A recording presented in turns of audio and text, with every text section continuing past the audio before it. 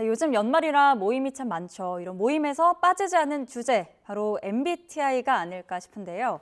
지난 24일에 멕시코의 한 매체도 우리나라의 MBTI 열풍을 소개해서 눈길을 끌고 있습니다.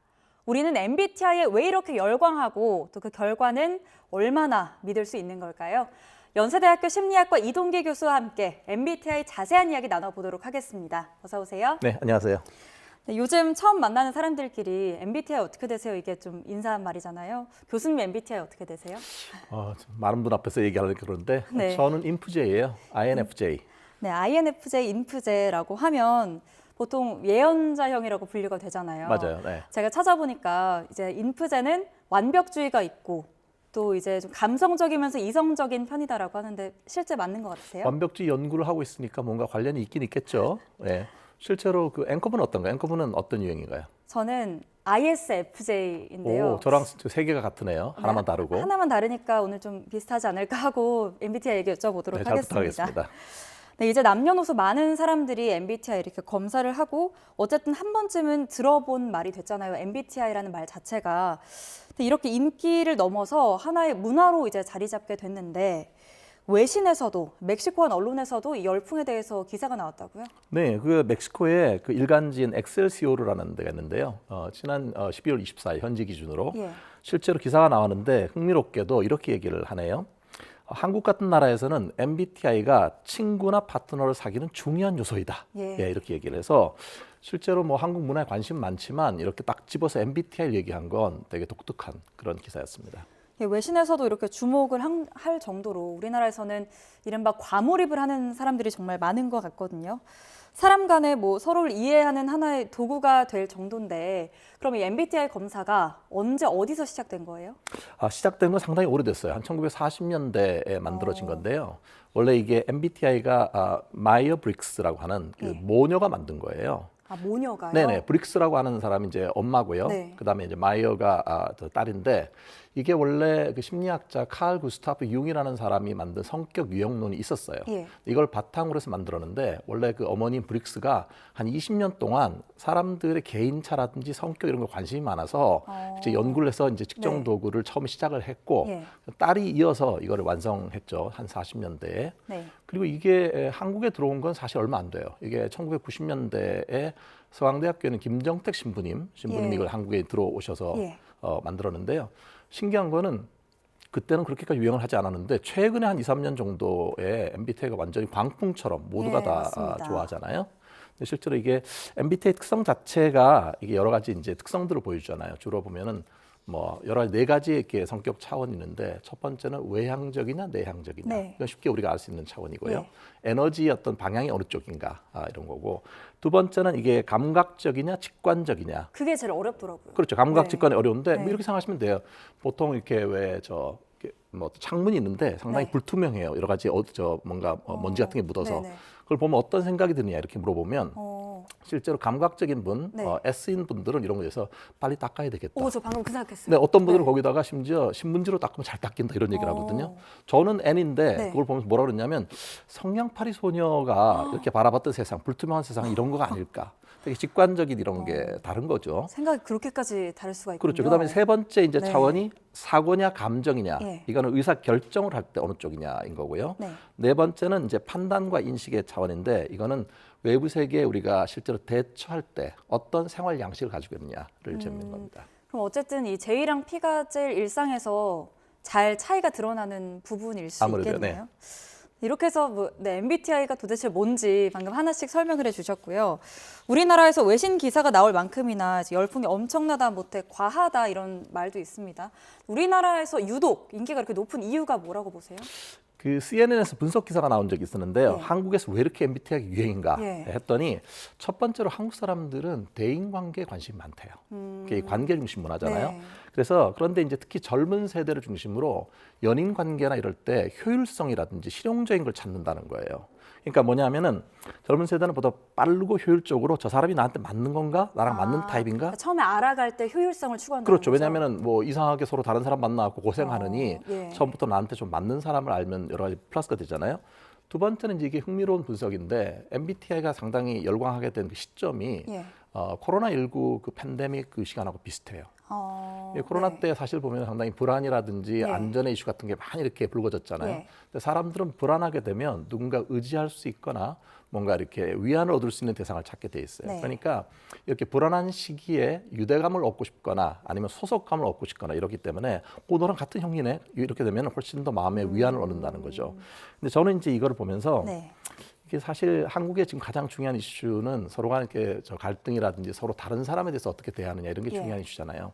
세대 간에도 갈등이 있고 남녀 간에 갈등이 있고 계층 간에 보수나 진보 간에 갈등이 예. 많이 있는데 그러다 보니까 어떻게 하면 저 사람을 내가 참 이해할 수 있느냐 이런 게 되게 중요한 부분인 거예요. 예. 안 그러면 되게 서로 간에 불편하고 갈등 같은 걸 겪으니까 이걸 좀 더 쉽게 이해하고 그다음에 만약에 나랑 다른 사람을 봤을 때 왜 저러나 이런 생각하잖아요. 네. 그럴 때 그 사람 원래 그래 MBTI 성향이 이러면 조금 더 이해하는 그런 폭이 넓어질 수 있다는 거죠. 수용하게 되니까요. 그러니까 아무래도 이제 원래 그런 거다라고 생각을 하면 바꿔야 된다는 생각도 좀 줄어들고 그냥 있는 그대로 좀 이해하게 된다. 네, 실제로 부부 상담 같은 걸 해보면요, 예. 서로 많이 싸우잖아요. 부부가 와서 그럴 때 MBTI 결과를 알려주면서 뭐 저 아버님이 이런 특성이고 어머님 특성이 하면 한 가지는 도움이 돼요. 뭐냐면 저 사람이 원래 저런 사람이구나. 그동안 나를 힘들게 하려고 그렇게 행동한 건 아니었구나. 예, 이런 그 생각 자체가 바뀌게 되죠. 말씀해주신 것처럼 이렇게 관계에서도 좀 활용이 많이 되고 또 요즘 초중 고등학교에서 이 상담이나 교육 자료로도 활용이 된다고 하는데 이게 좀 학생들을 지도하는 데도 도움이 되는 부분이 있을까요? 뭐 아무래도 사람을 이해하는 데에서 조금 더 도움이 되니까 예. 이걸 활용할 수는 있는데 그래도 너무 이게 심하게 이런 거를 믿게 되면은 예. 또 여러 가지 문제점도 생길 수가 있겠죠. 예, 이게 참, 그러니까 너는 이런 사람, 난 이런 사람 이 정도로 이해를 하는데 쓰이면 참 좋을 텐데 뭐든지 과하면 문제가 되는 거죠. 이제 이 MBTI 열풍이 계속되면서 회사에서 사람 채용하는데도 공고가에도 등장하고 있다고 합니다. 실제로 이런 사례가 좀 있는 편인가요? 예, 찾아보니까 저 지난해 2월에 예. 그 SH 수협은행 같은 데서는 네. 아예 그 입사 지원자들에게 MBTI 유형이 뭔지를 물어봐서 논란이 된 적이 있어요. 그러니까 뭐 논리는 이거죠. 왜냐하면은 네. 당신의 MBTI 형이 무엇이고 장단점은 무엇인가 그리고 어떤 직무를 당신이 하고 싶다면 예. MBTI 유형을 갖고 어떤 근거로 그렇게 생각했는가 이런 걸 이제 물어본 적이 있는데 물론 회사 측에서는 이게 뭐 당락을 결정하는데 네. 영향을 준 건 아니라고 해명을 했습니다만은 사실 좀 부담이 될 수 있거든요. 어떻게 네. 대답을 해야 되나 솔직하게 말해도 되나 이런 부담이 있잖아요. 그러니까 뭔가 회사에서 좀 더 좋아할 것 같은 MBTI가 있을 그렇죠. 것 같잖아요. 근데 실제로 이게 보면은 사람들 구인 같은 거, 아르바이트 같은 거를 구인하는 공고문에도 이런 게 있었는데요.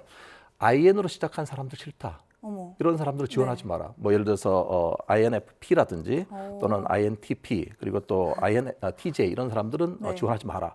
상당히 차별적인 거잖아요. 예, 그렇죠. 또 심지어 어떤 한 카페에서 사람 구하는데 이렇게 얘기를 했어요. 우리는 엑스퍼트, 그러니까 일종 엑스트로버트, 예. 외향적인 사람을 선호한다. 다만 외향적인 사람 중에서도 ENTJ나 ESFJ는 지원 불가. 이러면 사람들이 많이 가리네요. 상당히 차별되는 네. 거잖아요. 여기서 이런 거는 좀 차별적으로 하거나 이런 거는 좀 지양하는 게 필요하겠죠. 근데 실제로는 이런 MBTI를 가지고 해외에서는 뭐 채용을 뭐 하는 사례도 있다고 하던데요. 근데 일부 실제 아까 저 얘기했던 멕시코 일간지 그 예. 엑셀시오르 같은 데는 이렇게 얘기를 하더라고요. 2000년대 초반에 MBTI 결과를 실제 직업 실무 환경에 적용했던 그런 경우도 있었다. 예. 그리고 실제로 미국의 경제 전문지인 포춘이라고 하는 데서 선정했던 500대 기업이 있거든요. 그 중에 일부에서는 실제로 인력 채용할 때라든지 또는 인사 과정에서 MBTI를 활용한 적이 있다라고 하네요. 그들의 논리는 이겁니다.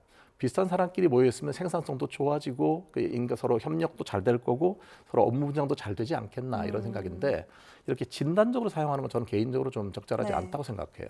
왜냐하면 채용 장면에서 중요한 건 그 사람의 적성이라고 생각되는데요. 네. 적성은 성취도라든지 이런 어떤 결과적인 게 아니라 이 사람이 어떤 직무에 보다 더 잘 맞는가라고 하는 가능성에 관한 네. 문제잖아요. 그러니까 이걸 어떤 진단 툴로 사용하는 것은 개인적으로 특정한 사람들을 배제할 수 있기 때문에 그리고 실제로 MBTI 특성상 이게 성격을 알 수 있는 참고 자료는 되지만 그 사람을 평가하거나 진단하는 그런 목적으로 만든 게 아니거든요. 네. 예, 그런 것들은 좀 오용을 방지하는 거 이런 점에서 고려할 필요가 있습니다. 그러니까 이게 어쨌든 성격 검사인데 이거를 먹고 사는 문제랑 연관 짓는 게 좀 아직은 적용이 하기가 어렵지 않나 생각해보세요. 예를 들어서 싶습니다. ISFJ는 지원 불가. 그러면 상당히 이게 큰일 차별적인 났네요. 그런 네. 느낌이 들잖아요. 네. 예, 이렇게 진단 툴을 사용하는 건 아닙니다. 이 MBTI 검사가 사실 좀 신뢰도가 떨어진다는 얘기도 있습니다. 왜냐하면 할 때마다 검사가 다르게 나와서 물어봤을 때 나 맨날 달라서 뭔지 몰라 이런 분들도 있거든요. 이게 신뢰도가 실제로 어느 정도 될까요? 네, 그 말씀 아주 잘 하셨는데요. 예. 실제로 이렇게 자기가 자기 성향을 잘 아는 사람 같으면은 결과가 좀 신뢰성 있거나 일관성이 예. 있겠지만 예를 들어서 A, B 둘 중에 하나를 선택을 해야 돼요. 근데 A를 51% 내가 좋아하고 B를 49% 좋아해요. 그럼 어떻게 합니까? 지금은 A를 선택하게 되잖아요. 네. 그럼 완전히 다른 유형으로 속할 수가 있는데 나중에 한 두 달 후에 다시 해보면은 B가 더 좋아질 수도 있는 거 아니겠습니까? 예, 그렇죠. 그러니까 자기 자신의 성향을 잘 아는 사람의 경우에는 좀 더 신뢰도가 있지만 네. 저 둘 중에 얻은 건지 헷갈리는 사람 같은 경우에는 시간이 지나도 다르게 나올 결과가 있다는 게 한 가지 있고요. 네. 또 하나는 이게 이제 내가 어떤 상황을 떠올리면서 답변을 했느냐도 영향을 줄 수 있는 것이 예. 예를 들어서 나는 기업이라든지 일할 때를 생각해 보면 상당히 ISTJ 같은 스타일이에요. 네. 하지만 개인적 친구들 만났을 때는 ENFP일 수도 있는 거잖아요. 그러니까 이게 뭘 상상하고 했느냐에 따라서 일종의 변화가 많이 나타날 수 있다는 거가 또 다른 제한점이고 네. 이거는 조금 좀 전문적일 수 있겠는데 실제로 이제 우리 성격에 대해서 심리학에서는 빅 5라고 하는 그런 성격 검사가 상당히 신뢰로운 게 있어요. 네. 사람의 중요한 특성을 5가지로 보는데 흥미롭게도 그 5가지 중에서 4가지는 MBTI와 관련성이 높아요. 근데 한 가지 사람의 부정적인 특성을 측정하는 신경증이라는 게 있거든요. 뉴로티시즘이라는 네네. 건데 이게 높으면 사람들이 불안하고 우울하고 부정적인 생각을 많이 하는 사람을 이해하는 데 중요한 예. 그런 특성이에요. 근데 놀랍게도 이 신경증하고 MBTI 차원들하고 관련성이 없어요. 다시 말하면 MBTI가 약간 긍정적 편향이 있다는 거죠. 물론 그러다 보니까 사람들은 네. 또 뭔가 긍정적을 좋아하니까 네. MBTI를 또 좋아하는 특성이 될 수도 있겠지만 예. 사람을 이해하는 데 있어서 특히 부정적인 측면을 이해하는 데 있어서는 MBTI가 그렇게 설명력이 높지 않을 수도 있다라고 하는 걸 의미하는 거죠. 그러니까 MBTI가 어쨌든 우리의 성격을 완전히 어떻게 보면 긍정, 부정 나누면 절반밖에 반영을 못한다고 볼 그러나 수도 이제 있겠네요. 긍정적인 거를 4개와 관련되는 거니까 절반보다는 이상이라고 말할 수 있겠는데 완전하진 않은 거죠. 근데 어쨌든 이게 좀 일반화의 위험이 클 것 같습니다. 왜냐하면 최근에 또 유행했던 말이 제스처 같아서 너 T야? 뭐 이런 말 되게 많이 그렇죠. 하잖아요. 그래서 T인 사람들을 되게 부정적으로 막 묘사하는 그런 것도 있었는데 이렇게 사람들이 MBTI 결과를 듣고 이런 사람이다 단정 짓게 되는 이유는 어떤 게 있을까요? 사람들은 단순하고 싶어 해요. 네. 그리고 자기가 그다음에 더 문제가 되는 건 내가 그렇게 한번 바라보기 시작하면 그걸 네. 잘 안 바꾸려고 하거든요. 일종의 자기가 편향적으로 보게 되는 건데 네. 너 T야 이렇게 말할 때 부정적인 측면은 뭐냐면은 네. 공감 능력 없지 이런 얘기거든요. 예. 사실 제 제자들도 저한테 선생님 혹시 T 프로페서세요? 이렇게 물을 때가 있거든요. 네. 실제 저는 F예요. 그러니까 이게 그 사람을 이렇게 딱 박스 안에다 가둬놓고 이렇게 일반화를 해버리게 되면 그 사람의 다른 측면을 보지 못하게 하는 그런 측면에서 상당히 좀 불완전한 요소를 갖고 있다 이렇게 생각됩니다. 이게 어쨌든 알파벳 4글자로 사람을 설명하기는 참 어려울 것 같은데요. 끝으로 이 MBTI를 어쨌든 재미로 좀 재밌으니까 보기는 하되 활용을 좀 적당히 할 수 있는 방법 어떤 게 있을까요? 저는 MBTI가 좋은 특성을 많이 갖고 있다고 생각해요. 네. 그리고 MBTI 연구소에서도 여러 가지 연구를 많이 해서 사실 신뢰도나 타당도 많이 좋아지고 있거든요. 근데 이거를 자기 이해 목적이나 또 자기 가까운 사람에 대한 이해 목적으로 네. 또 흥미의 목적으로 사용하는 건 저는 좋다고 생각해요. 게다가 이제 MBTI 유형을 물어보면서 서로가 이렇게 소통을 하는 데 도움 되잖아요. 너 네, 무슨 네. 형이야? 나도 그런데 이렇게 얘기하면 훨씬 더 친해지기 쉽잖아요. 이런 측면은 상당히 좋은데 이 결과를 너무 맹신하는 거는 조금 과하면 좀 문제가 있는 것 같아요. 그러니까 참고 자료고 이해할 수 있는 재미있는 결과라고 생각해야지 사람을 평가하거나 진단하거나 또는 그 사람은 너는 이런 사람이야 이렇게 규정 짓거나 이런 건 적합하지 않을 거고요. 예. 실제 오히려 MBTI를 잘 활용하려면 우리가 서로 다른 사람 만났을 때 서로 저 사람이 다른 점을 틀린 거다 이렇게 얘기하는 게 아니라 네. 이런 측면이 다를 수 있구나라고 생각하면 다른 사람을 수용하고 인정하는 데도 도움이 될 수가 있잖아요. 네. 그런 측면을 사용할 때 MBTI 진가가 발휘될 수 있을 것 같고요. 예. 만약에 좀 더 이해하는 게 MBTI 연구소 같은 데도요. MBTI를 그냥 아무렇게 사용하는 게 아니에요. MBTI 그 질문지를 사기 위해서 또 결과를 해석하기 위해서는 교육을 받아야 됩니다. 실제로 네. 그 인터넷에 떠돌아다니는 그런 형태가 아니라 제대로 된 질문지를 실제로 사거나 해석하려면 더 적합한 교육을 받아야 되는 거예요. 그만큼 신중하게 해석하라는 의미를 갖고 있는 훨씬 더 건데. 복잡하고 좀 절차가 많겠네요. 그렇죠. 그런데 예. 이제 보통 그냥 쉽게 짧은 거 하고 다음에 네. 너는 무슨 형이야 이렇게 얘기를 하는 거가 제 생각에는 뭐 재미는 있을 수 있지만 진단 목적으로 사용하는 것은 좀 자제하는 게 좋겠습니다. 예, MBTI 너무 흥미롭기는 하지만 평가가 아니라 서로의 다름을 이해하는 도구 정도로 쓰면 좋겠습니다. 네, 오늘 연세대학교 심리학과 이동기 교수님과 함께 MBTI 이야기 나눠봤습니다. 고맙습니다.